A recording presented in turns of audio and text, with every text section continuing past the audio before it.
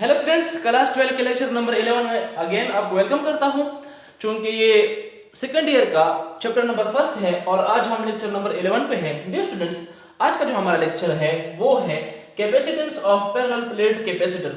अब हम ये देखते हैं इस लेक्चर में कि जो पैरेलल प्लेट्स की जो कैपेसिटेंस है वो किस किस पे डिपेंड करता है, वो फैक्टर क्या क्या है।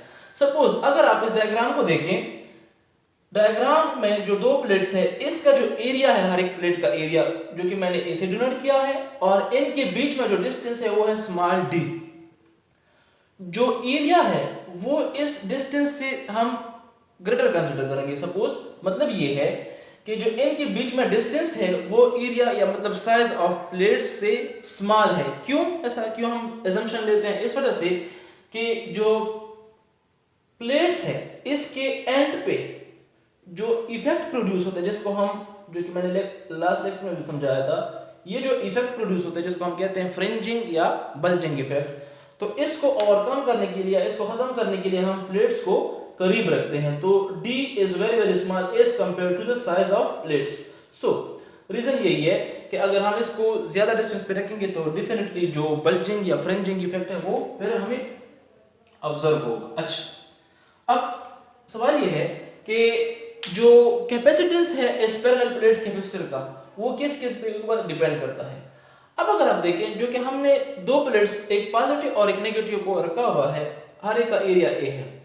लास्ट लेक्चर में हमने ये पढ़ा था कि electric field intensity due to oppositely charge plates. अगर आपने वो लेक्चर नहीं देखा, पहले वो लेक्चर देख ले, फिर इसकी तरफ आए, आपको समझ आएगा, वरना आपको समझ नहीं आएगा। सो हमने पहले ये पढ़ा था कि electric field intensity due to oppositely charge plate, तो वो कुछ यूं था, E इज इक्वल टू, बकायदा इसको मैंने प्रूफ किया है पिछले लेक्चर में, सिग्मा बाय एप्सिलॉन नॉट। ये हमने प्रूफ किया है पिछले लेक्चर में। अच्छा, अब हम ये देखते हैं कि यहाँ पे जो सिग्मा है वो क्या है? चार्ज पर यूनिट एरिया, मतलब सरफेस डेंसिटी है। हमने डेंसिटी तीन तरह की पढ़ी थी, linear density lambda, surface charge density sigma, और वॉल्यूम चार्ज डेंसिटी रो। क्योंकि यहाँ पे सरफेस है तो सिग्मा। अब इस सिग्मा की वैल्यू अगर मैं इस इक्वेशन में पुट करूं, जो कि बराबर है sigma equal to Q by A, मतलब चार्ज पर unit area. So the electric field intensity due to this plates become E equal to, मैं दोबारा बता रहा हूं, अगर आपको ये पता नहीं चलता कि ये कहां से आया है तो आप YouTube पे जाकर सर्च करें electric field intensity due to oppositely charge plate, मेरे चैनल में आपको ये मिल जाएगा। इसका बकायदा मैंने प्रूफ करवाया है। अच्छा, सो सिग्मा की जगह पे आप ये पुट करें तो फाइनली आपके पास E आ जाएगा। E इक्वल टू सिग्मा की जगह पे Q by A divided by epsilon naught. अच्छा, सो आपके पास ये फाइनली आ जाएगा electric field intensity E equal to Q, ये सिग्मा इधर आ जाएगा, एप्सिलॉन नॉट सॉरी, आपके पास ये आ जाएगा A एप्सिलॉन नॉट। अब तो ये इलेक्ट्रिक फील्ड इंटेंसिटी का रिलेशन आ गया। अब अगर आप देखें कोई दो पार्ट्स में इसके बीच में कंसीडर करूं जो कि पैरेलल प्लेट्स कैपेसिटर है, सो यहां पे हमने पोटेंशियल्स की जो रिलेशन पढ़ी थी, अगर आपको याद हो, ये भी पिछले लेक्चर में हमने किया था, E del R, electric field या electric potential due to between the two points, sorry, मतलब टू पॉइंट्स के बीच में जो इलेक्ट्रिक पोटेंशियल था उसका फार्मूला कुछ ही होता, जो कि पिछले लेक्चर में हमने प्रूफ किया। अच्छा, चूंकि यहाँ पे डेल्टा आर अगर आप देखें जो कि डिस्टेंस है वो क्या है? D है। So this equation can be written as V potentials का E डॉट D, मतलब E तो वैसे भी इलेक्ट्रिक फील्ड इंटेंसिटी है, लेकिन डेल्टा आर की जगह पे D, और डेल्टा V को मैंने V से डिनोट किया पोटेंशियल से। अच्छा, हमारा M क्या है? M हमारा ये है कि हमने कैपेसिटेंस को कैलकुलेट करना है। किसकी कैपेसिटेंस? जो कि पैरेलल प्लेट्स है। अच्छा, अगर आप डायग्राम को ध्यान से देखें, यहां पे प्लेट्स के बीच में कुछ भी नहीं है, मतलब एयर है या वैक्यूम है, मतलब हमने कोई उसके बीच में कोई मीडियम नहीं रखा। सो इस वजह से यहां पे देखिए एप्सिलॉन नॉट आता है, परमिटिविटी ऑफ फ्री स्पेस, जो कि मैंने कूलम नाम में बताया था। अच्छा, सो यहां पे फिर ये अगर हम कोई मीडियम इंसर्ट करें फिर किस तरह चेंज होगी? जब फार्मूला प्रूफ आ जाएगा, फार्मूले का प्रूफ आ जाएगा तो आपको ये फील हो जाएगा कि हाँ जो कैपेसिटेंस है ऑफ पैरेलल प्लेट कैपेसिटर का वो कौन कौन से फैक्टर पे डिपेंड करता है। अच्छा, सो आपके पास पोटेंशियल्स का फार्मूला ये आया, हमने कैलकुलेट करना है कैपेसिटेंस। सो फार्मूला हमारे पास क्या है, Q equal to C V. It mean हमें C चाहिए तो V के लिए हमें ये भी चीज चाहिए। सो फाइनली आपके पास ये रिलेशन कुछ यूं आ जाएगा, जो पैरेलल प्लेट कैपेसिटर का चार्ज का फार्मूला था वो ये था। सो देखें C अपने जगह पर छोड़े, C equal to Q by V। अब यहाँ पे V क्या है, ये है। सो आपके पास ये आ जाएगा C is equal to Q by E D. लेकिन स्टूडेंट्स E की वैल्यू भी आप लोगों को पता है जो कि ये है। इस E की वैल्यू को आप इस इक्वेशन में पुट करें। आप अगर आप इसमें कंफ्यूज होते हैं तो आप इसको इक्वेशन नंबर 1 दे दें, चलो इसको इक्वेशन नंबर 2 दे दें। Putting equation 1 into V get. Equation 1 को हम इक्वेशन 2 में पुट करते हैं तो आपके पास जो कैपेसिटेंस आएगा C equal to Q by Q की जगह मतलब E की जगह पे दिस वन, इस E की जगह पे मैं ये वाला फार्मूला पुट करूंगा। So Q by A epsilon naught into D, ये वाला। सो फाइनली आपके पास क्या आया, ध्यान से देखें। अच्छा, आपके पास फाइनली जो रिजल्ट आएगा कैपेसिटेंस का, देखिए this Q cancel with this one. अगर आप इसको यहां से नहीं कर सकते, कंफ्यूज होते हैं, तो आप इसको इस तरह लिखें, देखिए ये होल डिवाइड है Q, तो आप इसको ये लिखिए Q डिवाइडेड बाय, वो बच्चों की तरह आप काम करें, Q by A epsilon naught D। ये इनवर्स हो जाएगा तो आपके पास ये आ जाएगा, इतनी मैथ्स आई होप आप लोगों को आती होगी, multiply by A epsilon not, क्योंकि ये इधर ही है मतलब ये आपस में मल्टीप्लाई है तो ये आ जाएगा QD।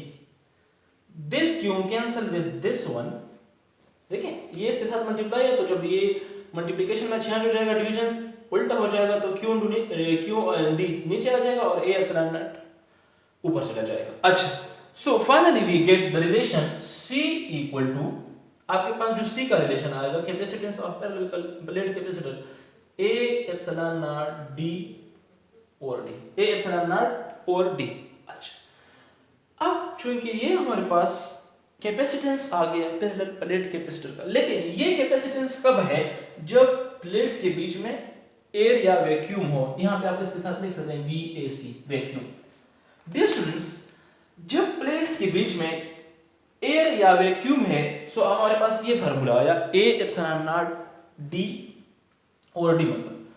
अब ये देखते हैं कि ये हमें क्या बताता है। इसके नीचे आप लोगों ने ये लिखना है, दिस इक्वेशन शो दैट, मैं बताता हूं आप लोग लिखते जाएं इसके साथ साथ, this equation shows that the capacitance of parallel plate capacitor, और यही आज का हमारा टॉपिक था। This equations show that the capacitance of parallel plate capacitor, लेकिन जब वैक्यूम होगा तब। अच्छा, सो इस फार्मूले को अगर आप ध्यान से देखें, मैं इसके साथ भी इसलिए लिखता हूं वैक्यूम में, या एयर भी आप इसके साथ ले सकते हैं, मतलब प्लेट के बीच में कोई मीडियम नहीं है, ओनली एयर या वैक्यूम है। अच्छा, अब ध्यान से अगर आप इस फार्मूले को देखें, the capacitance of parallel plate capacitor depend upon 3 factor. कौन कौन से है? Area, where A is the area of plate, epsilon naught permittivity of free space, इसके बीच में जो मीडियम है क्या है, फ्री स्पेस है तो epsilon naught। D, distance between the plates, it mean कि जो कैपेसिटेंस है पैरेलल प्लेट कैपेसिटर का वो डिपेंड करता है इन 3 फैक्टर पे, लेकिन एरिया के साथ देखें डायरेक्टली रिलेशन है एरिया और परमिटिविटी के साथ, but distance between the plates is inversely proportional. इसको मैं यहां से यू भी ले सकता हूं, मतलब ये है कि this capacitance is directly proportional to D, V and vacuum, C and vacuum is directly proportional to epsilon naught, inversely proportional to D। अब इसको थोड़ा सा समझते हैं कि इसका मीनिंग क्या है।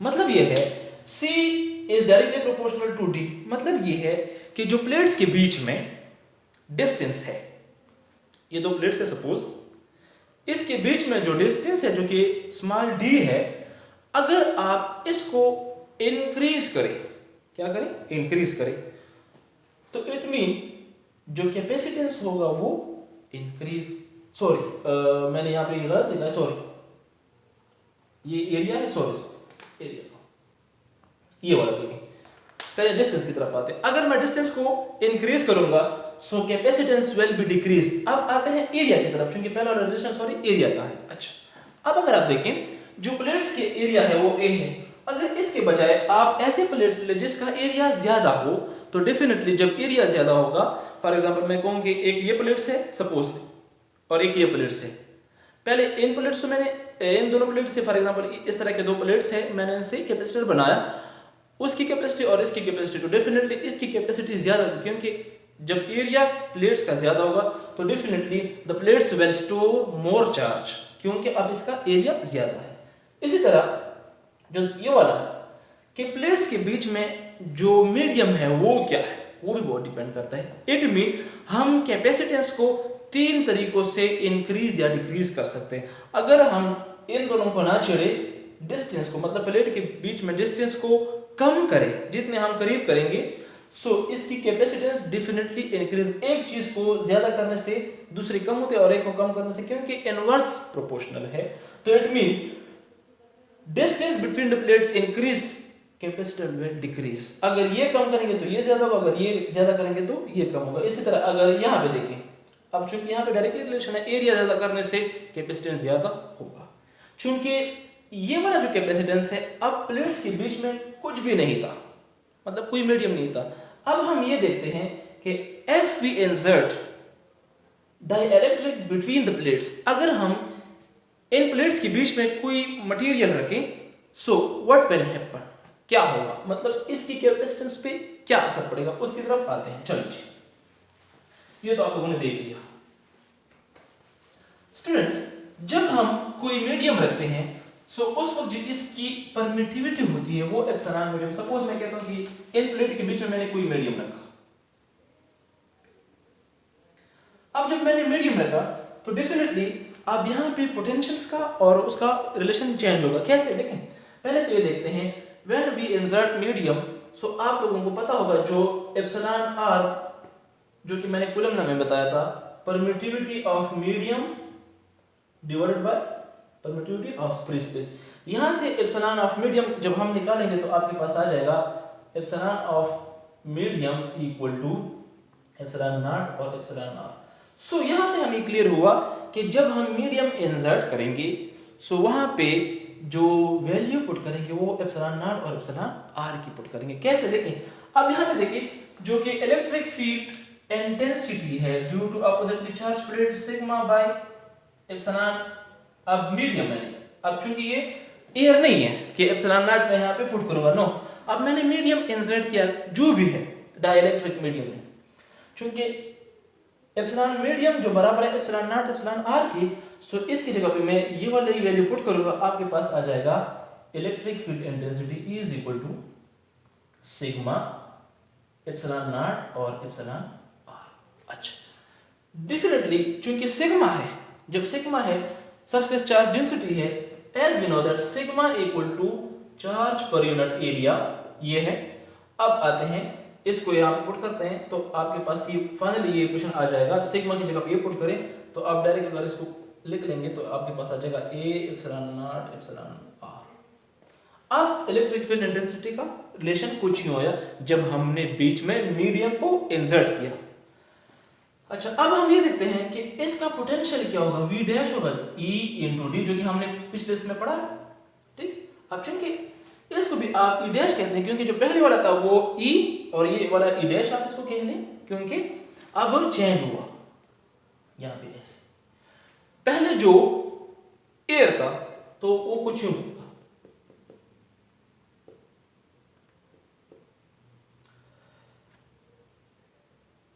This one. अब चूंकि बीच में मीडियम है तो V पोटेंशियल भी चेंज हुआ, पोटेंशियल पहले ये था E इंटू डी, क्योंकि अब E चेंज हुआ तो डेफिनेटली V प्राइम भी चेंज होगा, पहले ये था अब ये है, तो ये आपको पता हो कि V प्राइम और V में क्या फर्क है। अच्छा,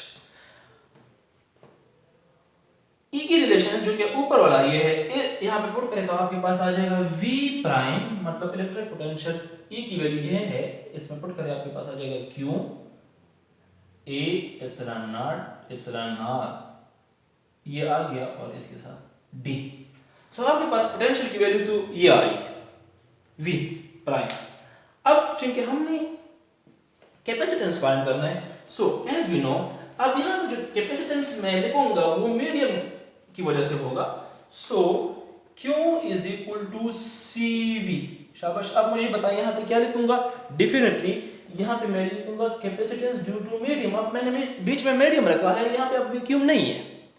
सो इसकी वजह से जो कैपेसिटेंस आएगा C due to medium equal to Q divided by V। अब यहाँ पे क्या है, ये V नहीं है, V प्राइम है, क्योंकि अब हमने वो रखा है, मीडियम रखा है। अच्छा, so finally C equal to, बल्कि C ऑफ मीडियम, मीडियम की वजह से जो कैपेसिटेंस होगा Q अपनी जगह पे, अच्छा मैं इसको इस तरह लिखता हूँ, डिवाइडेड बाय V प्राइम की value Q by A epsilon nought epsilon R into D। So finally आपके पास आएगा, finally we get capacitance due to medium, जो मीडियम हमने इंसर्ट किया, मीडियम बिटवीन द प्लेट्स जो भी है, CMED medium equal to Q, इसको इन्वर्स करें A epsilon nought epsilon R। अच्छा, तो नीचे आ जाएगा आपके पास Q इनटू D। ये Q अगेन कैंसिल हुआ। सो आपके पास फाइनल जो रिलेशन आया वो ये आया, A epsilon nought epsilon R divided by D। अब स्टूडेंट्स यहाँ पे थोड़ी सी आप लोगों ने यहाँ पे थोड़ा सा सोचना होगा। अगर आप ये वाला रिलेशन देखें, दिस वन, क्या ये एप्सिलॉन ऑफ वैक्यूम नहीं है जो कि हमने पहले प्रूफ किया? वो किस तरह आया देखें, where the C in vacuum, वो क्या था, A epsilon nought by D। So finally आपके पास ये आ जाएगा, देखें A epsilon nought by D जो कि हमने पिछले उसमें प्रूफ किया। अच्छा, सो फाइनली आपके पास आया, बहुत ही इंटरेस्टिंग है। इसकी जगह पे ये पुट करें तो आपके पास आ जाएगा C of medium equal to C of vacuum multiply by epsilon R।